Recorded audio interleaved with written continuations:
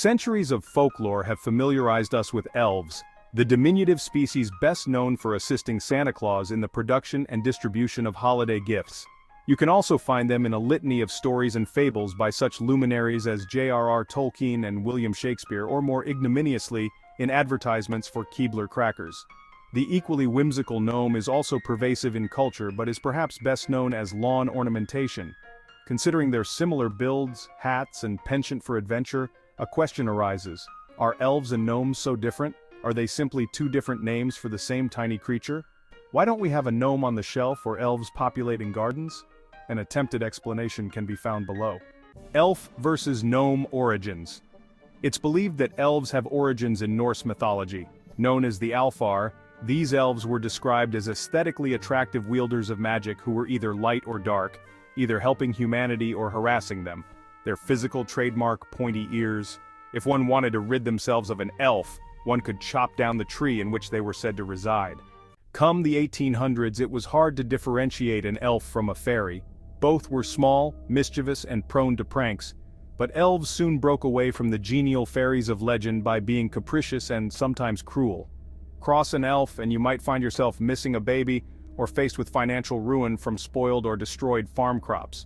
These imps might even swap a human baby with an elven one, though it's unclear why they would give up one of their own, or what exactly they would do with the ill-gotten infant. Their reputation for cruelty was such that any real-life mishap was sometimes attributed to elves. Tangled hair? It was considered elf-locked. A birthmark? It was considered elf-marked. Santa Claus helped change public perception of elves. The creatures began popping up in depictions of Kris Kringle in the mid-1800s and were portrayed as his loyal assistants. In some versions of Santa lore, Santa himself is an elf, just a well-fed one. By the 1900s, elves were being co-opted by Tolkien, who transformed their profile from tiny to human-sized in his Lord of the Rings saga. Numerous fantasy authors have used elves, shifting their mythology to suit a specific narrative. But for the most part, they exist mostly to keep Santa's sleigh well-stocked.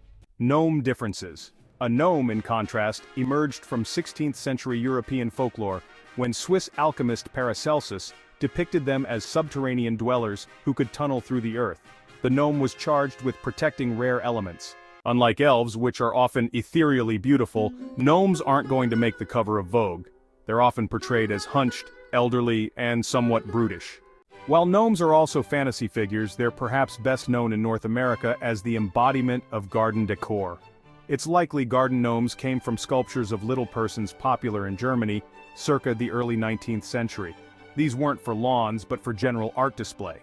The figures demonstrated labor skills, often accompanied by tools as well as the conical hat that's since become endemic to their depiction.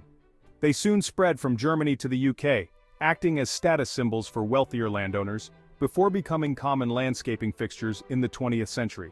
Gnomes don't always enjoy dignity.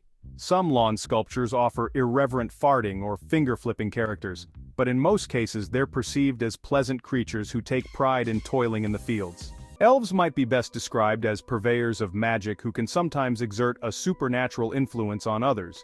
Gnomes have comparatively lesser aspirations with more of a blue-collar approach to their existence.